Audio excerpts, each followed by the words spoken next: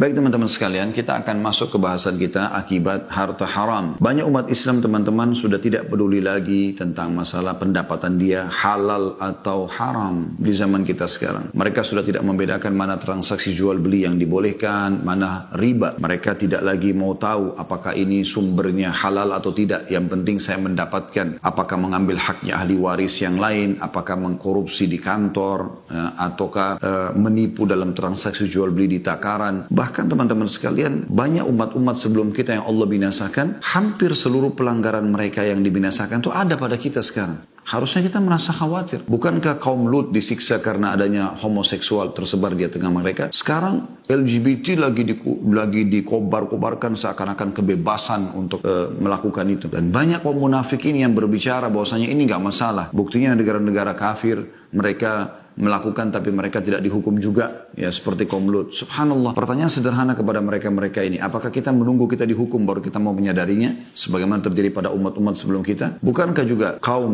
Nabi Saleh, Nabi Syuaib, ya.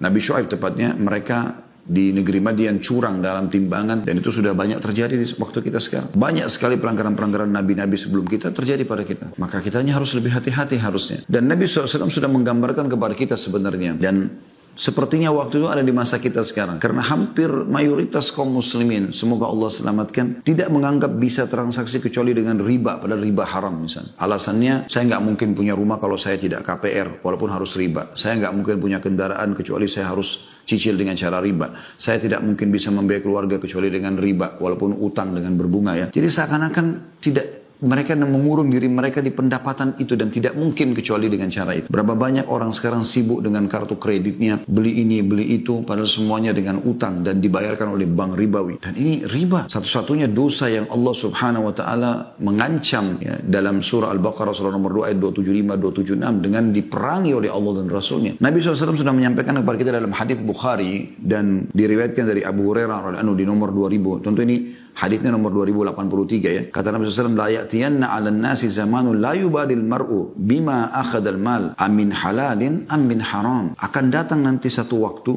di mana orang-orang sudah tidak peduli lagi dari mana mereka mendapatkan harta, apakah dari usaha yang halal atau dari usaha yang haram.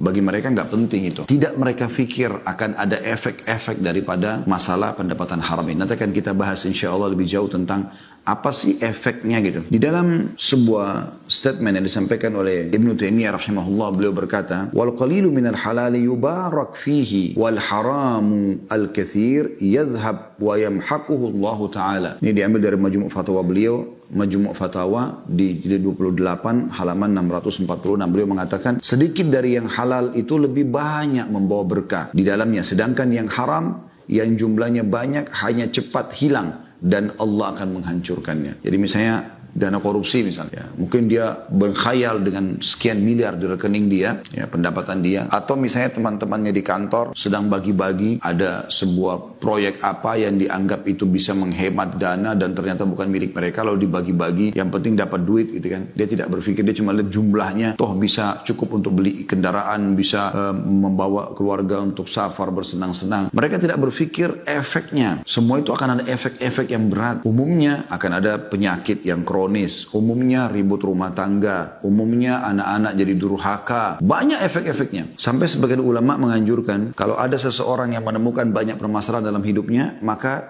termasuk yang dia harus perhatikan pertama kali adalah pendapatannya. Misal anaknya nakal, misal istrinya membangkang, atau suaminya jadi jahat, atau apalah.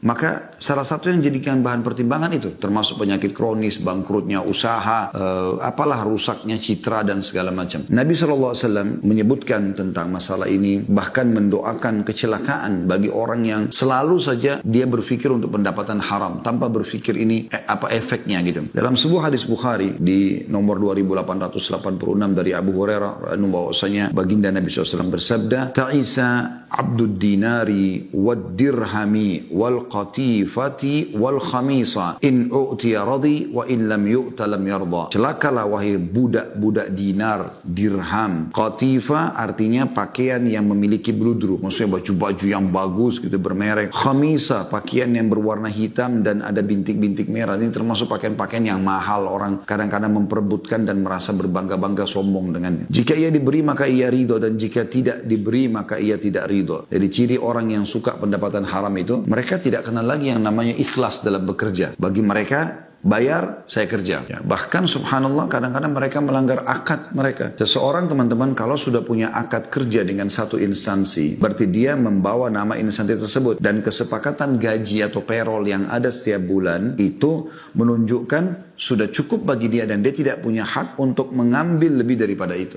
Contoh misal, pegawai kantor ditugaskan oleh kantornya untuk membeli AC, untuk membeli TV, untuk membeli kendaraan misalnya. Nah ini dia harus apa adanya karena dia membawa bendera, dia membawa uang perusahaan tersebut dan dia terdaftar sebagai pegawainya. Maka apa adanya, dia harus jujur. Misal harga AC 5 juta, dia bayar 5 juta, dia bawa notanya apa adanya. Kalau ada diskon, dia pun membahasakan ke kantor ada diskon. Ada hadiahnya bonus, dia harus membahasakan ada bonusnya. Bukan dia mengambilnya. Berapa banyak orang subhanallah mengambil yang bukan haknya. Anda bukan sedang membawa uang Anda pribadi, tapi Anda sedang membawa uang orang. Ya, berarti bonus semua itu milik dia. Apakah itu payung, pulpen, baju kaos, diskon, produk-produk lain misalnya yang berhubungan dengan itu. Misalnya AC, ada tambahan selang, ada tambahan pipa, ada tambahan apa.